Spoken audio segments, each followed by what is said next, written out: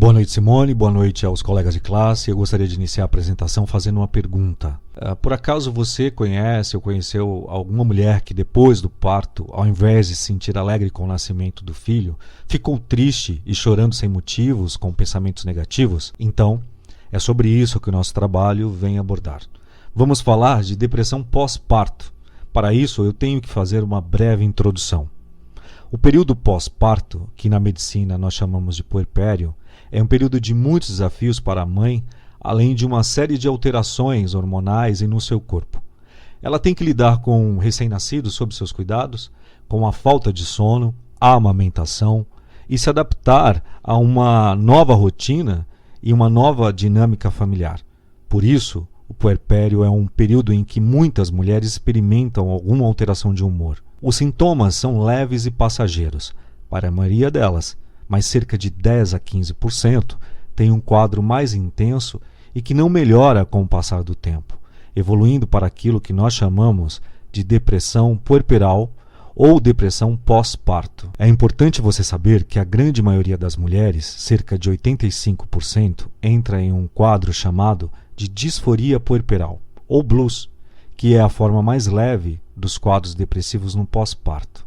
Os sintomas são oscilações de humor, tristeza, cansaço, insônia, sentimentos de solidão, preocupação excessiva com o bebê.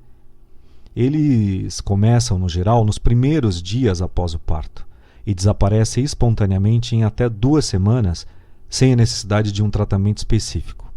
Você deve se preocupar com a possibilidade de depressão pós-parto se os sintomas persistirem por mais de 2 semanas. Se não estiverem melhorando com o tempo, além da tristeza e da vontade de chorar, existem outros sintomas que eu gostaria de lhe chamar a atenção. Como, por exemplo, o desânimo e cansaço extremo mesmo quando você consegue descansar um pouco. Pouco interesse pelo bebê, falta de interesse e prazer em todas as coisas, falta de apetite, falta de desejo sexual, dificuldade para dormir, medo de ficar sozinha, sensação que não vai dar conta das coisas e aquele sentimento de culpa, além de uma dificuldade para cuidar de si e do bebê. Esse projeto integrador visa apresentar a relação mãe-bebê e analisar os índices que podem corroborar para alterações psicológicas em ambos, abrindo espaço para a detecção precoce de riscos no desenvolvimento e promovendo saúde mental, gerando ao grupo a integração do conteúdo psicanalítico estudado em aula relacionado ao projeto. As especificidades se deram em analisar se houve depressão durante, depois e pós o nascimento do bebê, analisar a cooperação da rede de apoio nesse período e analisar se teve alguma rejeição na gravidez. O método utilizado para a relação desse trabalho são qualitativos, onde o instrumento foi uma entrevista semi-dirigida. Nesse tipo de entrevista, o entrevistador tem um conjunto pré-definido de perguntas, mas também liberdade para agregar outras, caso seja interessante durante a entrevista. No desenvolvimento, a mulher, quando gestante, se depara com uma nova maneira de encarar a vida, durante a gestação até a chegada do parto. Após o parto, a mulher será responsável por cuidar de uma nova vida, que inicialmente requer cuidados integrais para sobreviver. Segundo Bowlby, em seu livro Apego e Perda, Tristeza e Depressão, ser mãe é muito mais que gerar um filho. É saber que muitas das mais intensas emoções humanas surgem durante a formação e a manutenção, além do rompimento e a renovação dos seus vínculos emocionais.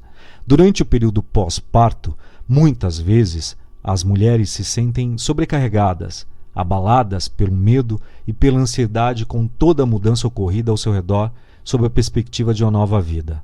É nesse momento que a síndrome psiquiátrica do pós-parto pode se desenvolver. Considerando esse momento de grande transição após o parto, a mulher se depara com diversas mudanças, principalmente em relação ao corpo, onde a primeira tarefa da mulher é constatar que ele não é mais o mesmo, está diferente e, sendo assim, deve preencher novas funções.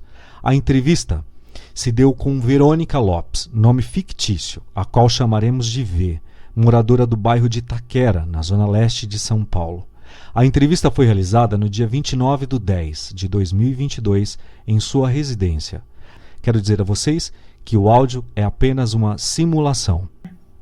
Sobre o bebê o qual você vai falar, é seu filho biológico? Com certeza. Quanto tempo ele tem? 3 meses. E ele é o seu único filho? Não, tenho 2 filhos de pais diferentes. Você sabe dizer como foi a sua concepção, a concepção do bebê? Houve um planejamento da gestação? Eu gostaria de saber como transcorreu o período gestacional desde o diagnóstico da gravidez até o parto. E também se você se sentiu bem amparada pelas pessoas mais importantes para você ao seu redor.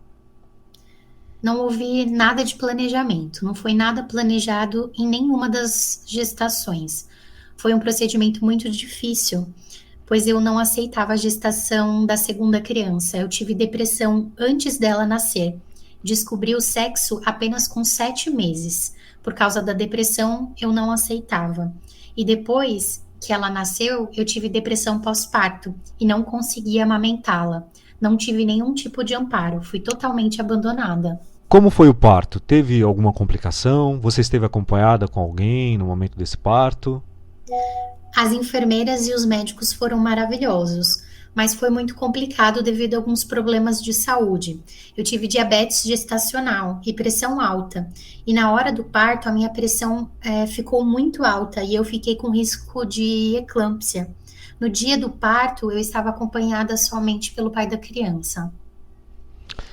Você pode me dizer como foi o processo de amamentação do bebê? Você teve a oportunidade de amamentá-lo? Você queria amamentar o seu bebê? Como foi a experiência de nutrir o bebê com leite materno? Ou você utilizou a fórmula? Ele ainda mama? Ele mamou até quanto tempo? Como foi o desmame? Eu consegui amamentar somente no primeiro mês. No segundo mês já não consegui amamentar mais devido à depressão. Eu não tinha vontade de amamentá-la. A minha bebê atualmente toma fórmula Nestogênio. Entendi. Quando o bebê começou a comer outras comidas além do leite? Como foi esse processo? Não está comendo nada, somente a mamadeira de leite. Você trabalha quando está com o bebê? Você trabalhava quando o bebê nasceu? Como você retomou a sua vida profissional após o nascimento dele? Não, o processo de retorno foi bem complicado após o nascimento. Mais complicado do que a gente imagina. O bebê está frequentando uma creche? No momento, não. Como o comportamento do bebê, como esse comportamento dele quando ele precisa ficar longe de você? Muito bom, ela é muito boazinha, não dá trabalho nenhum. O que você faz com o bebê quando você precisa fazer alguma coisa e ele está com você? Levo junto. Como a criança reage quando você está realizando outras atividades? Ele se aproxima, ele pede colo, quer se mexer, fica curiosa ou é indiferente? Nesses momentos ela se mostra bem agoniada. Tem alguma coisa que o bebê faz que você precisa explicar para ele que não deve fazer? Como o bebê reage nesse momento? Existe um diálogo entre vocês? Não, ela não faz nada que não possa ser feito nessa idade. A criança gosta de brincar com objetos que você ou outra pessoa do convívio dela usa? Ela reconhece o que é de cada um já? Ainda não, por ser muito nova, ainda não tem essa noção. Como você percebe o desenvolvimento da linguagem da sua criança? Como a criança se comunica quando ela quer alguma coisa? Muito bom, pois com apenas 3 meses ela já tenta dar algumas palavras, falar alguma coisa. Perfeito. Tem alguma coisa que você queira falar sobre a sua história como mãe desse bebê que você considera importante que ainda não foi perguntado, não te perguntaram? Eu amo meus filhos do fundo do coração, eles são minha vida. Mas não é fácil ser mãe, é uma responsabilidade muito grande, principalmente sendo mãe solo, e a única ajuda que eu tenho é a pensão alimentícia de um dos pais. Perfeito. Muito obrigado por essa entrevista. Em contato com a entrevistada, observamos em sua segunda gestação que houve um desacolhimento materno e paterno, gerando assim angústia, medo, rejeição, recusa em relação à mudança do seu corpo e não aleitamento, e também a dificuldade de vínculo afetivo com o bebê. É notório que toda a representação social da depressão pós-parto na vida da mulher faz referências a um conjunto de sintomas opostos a essa representação que se aplica de forma dominante da maternidade, sendo a mesma associada ao amor instintivo, à felicidade e ao bem-estar na vida da mãe puerpéria, naturalizando toda a maternidade como um instinto materno. Em nossas considerações finais, a particularidade dominante na entrevistada limita-se nas suas condições habituais, o que nos leva a observar o resultado devido ao processo. Suas dificuldades e obstáculos a partir da descoberta até o momento requer não somente dela, mas como também de nós e dos demais, habilidade em ajudá-la e extremo cuidado ao proferir algo. Entendemos que logo após a descoberta da gravidez se faz necessário uma rede de apoio para as mães e conscientizando-as de forma mais prática, principalmente com as situações emocionais. Esteja envolvida a presença familiar ou não, a existência de situações como a de V são inúmeras e as quais novas surgirão. Se fazem necessárias orientações antes da gravidez, seja de prevenção ou também sobre as considerações em torno dos hormônios durante a gestação e intervenção precoce da família e amigos ao saber lidar com os sintomas apresentados pela gestante. O objetivo é estarmos presentes e disponíveis para orientação, para esse acolhimento e até o direcionamento médico para que não haja um desfecho trágico à mãe e ao bebê. A importância da mãe se expressar nesse momento é fundamental para que haja uma ligação afetiva, sentimentos possam ser identificados e soluções possam acontecer. Este foi o nosso trabalho de apresentação do Grupo 6. Muito obrigado, professora Simone. Obrigado a todos.